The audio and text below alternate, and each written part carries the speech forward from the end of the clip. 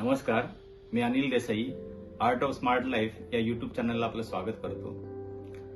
Art of smart life म्हणजे जीवन सुंदर जगण्याची कला.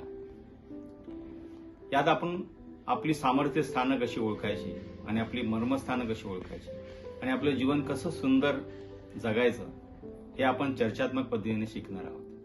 तर माझा प्रश्न असा आहे की आपण रोज सकाळी उठून कामावर जातो, घरी येतो, संडेची वाट बघतो, तर आपण कुठेतरी आठवडाभर त्या रुटीनमध्ये अडकलेलो असतो आणि मग आपण आपलं काही जे जगणं आहे किंवा सुख आहे त्याच्यासाठी आपण फक्त वीकेंड ठेवलेला असतो. अशा टाईपचं सहसा लोकांचं आयुष्य चाललंय.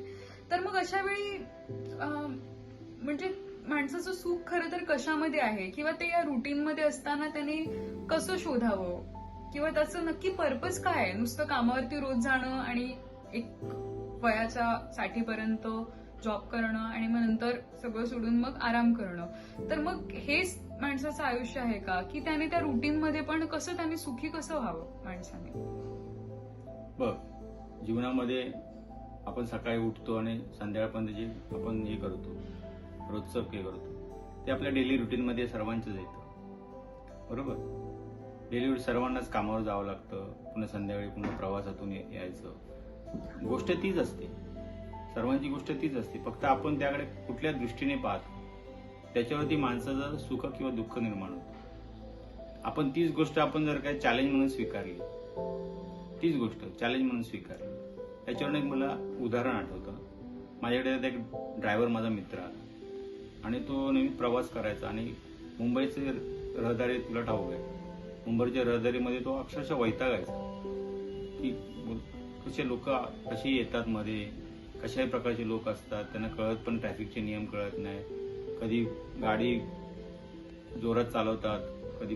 त्यामुळे त्याला ड्रायव्हिंगला एवढा त्रास व्हायचा की बोलायचा मला ड्रायव्हिंगचा जॉबचा कंटाळा येतो रे, असं मला म्हणायला लागलं. मी म्हटलं बघ, आता उद्यापासून तू असं ठरव, तू ड्रायव्हिंग करतो म्हणजे तू एक प्रकारचा ना तू रेसमध्ये भाग घेतलेस आणि तुला अशा प्रकारे चालवायचं आहे की तुला ना शेवटी ना ती रेस जिंकायची आहे आणि तू एक त्यामधला स्पोर्ट्समॅन आहे. अशा स्पिरिटने तू जा. सकाळी एक दिवस मी सांगतो त्याप्रमाणे जग. आणि तो संध्याकाळी अगदी हसत खेळत आला माझ्याकडे. मला अरे खूप मजा आली. एक दिवस मी विसरलो की मी जॉब करतोय, मी माझा पोटासाठी ड्रायव्हिंग करतोय. मी म्हटलं चल आज आपण स्पोर्ट्समॅन, आणि त्या पद्धतीने मी चाललो आणि मला खरंच ना उलट ते मला अडथळे यायला लागले त्यांना पार करताना. मला मजा आली खूप. हे कशाने झालं? त्याने तो दिवस एन्जॉय केला. हे फक्त केवळ त्या दृष्टीमुळे झालं. तो कशा प्रकारे त्या गोष्टीकडे पाहतो. सर्वांना ती गोष्ट करायची असते. आपण सकाळी उठतो आणि ब्रश करतो. ब्रश आपण कसं मेकॅनिकली करतो, पण आपण ब्रश करताना अरे देवाने काय सुंदर दात दिलेत मला, शास्त्रज्ञांनी आपल्या दाताचं चांगलं निगा राखावी म्हणून पेस्ट किती सुंदर आहे. प्रत्येक गोष्टीकडे आपण कृतज्ञतेने सुद्धा पाहू शकतो. म्हणजे आपल्याला ती ब्रशची जी घटना आहे जी मेकॅनिकल आहे ती आपण डिवाइन करू शकतो. कारण कृतज्ञता जिथे येते ती गोष्ट डिवाइन होते, खूप सुंदर होते. डिवाइन होते म्हणजे फार सुंदर होते की त्याच्यामध्ये काय ते एक जे शब्दाच्या पलीकडचा आनंद असतो त्यामध्ये, की आपण थँकफुल असतो. आणि मग थँकफुल असल्यामुळे आपण ती गोष्ट जास्त विचारपूर्वक चांगल्या पद्धतीने करतो सुद्धा. उदाहरणार्थ आपण पाणी पितो. पाणी पिताना आपण हे पाणी म्हणजे जीवन आहे. पिताना आपण घटाघटा पितो पाणी, बरोबर ना. घटाघटा पाणी पितो, संपवतो आणि पटकन दुसऱ्या कामाला. आपल्याला कळत पण नाही आपण कधी पाणी प्यालो ते. पण पाणी पिताना ते पाणी म्हणजे ना लाईफ आहे.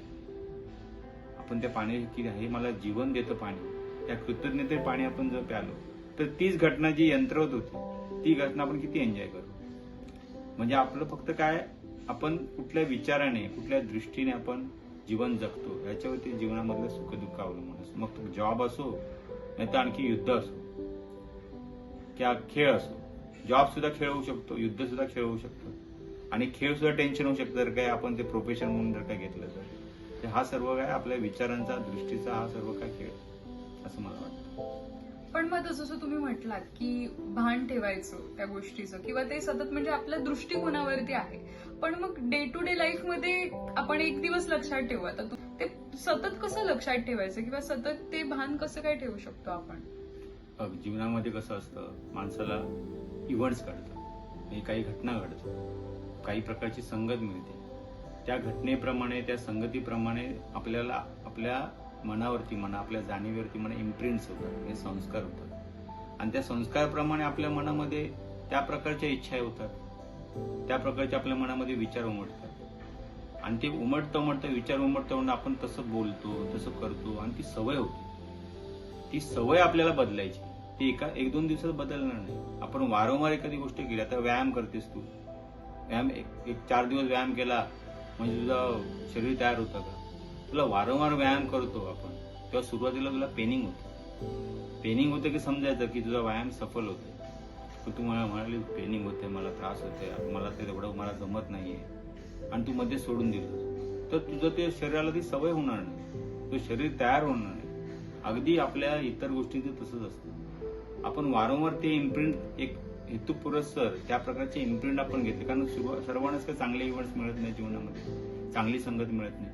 आपण ते आपल्या विचारांनी त्या प्रकारच्या इव्हेंट्सला, त्या प्रकारच्या संगतीला आपण अट्रॅक्ट करायचं असतं. किंवा आपल्याकडे वाईट संगत असेल, वाईट इव्हेंट्स असेल तर आपण त्या विचारांनी आपण त्या इव्हेंट्सला फेकून द्यायचं असतं, त्या संगतीला आपण फेकून द्यायचं असतं. मग आपण कसं विचार करतो, पुन्हा तेच आपण कसे विचार करतो, कशी दृष्टी बाळगतो, त्याप्रमाणे आपल्याला ते हळूहळू सवय होते. त्या प्रकारचे लोक आपल्या अवतीभोवती जमतात. हा सर्व विचारांचा आणि दृष्टीचा खेळ असतो. आपण कुठले विचार वारंवार राबवतो मनामध्ये, कारण हा विचार हा खरा राजा असतो आपल्या जीवनाचा.